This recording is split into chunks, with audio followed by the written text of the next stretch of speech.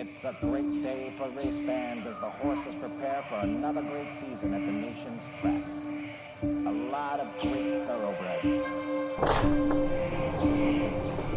Just below us, we've noted in the square that opens up to the track, the winner's circle, a tall, sparkling silver trophy for the winner this afternoon.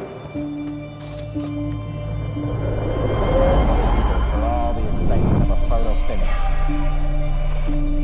And the field is off to it.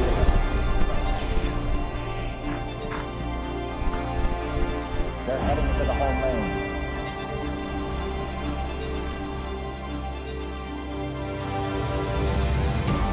The race gets hotter coming into the finish. Just the kind of exciting finish the crowd has been looking forward to.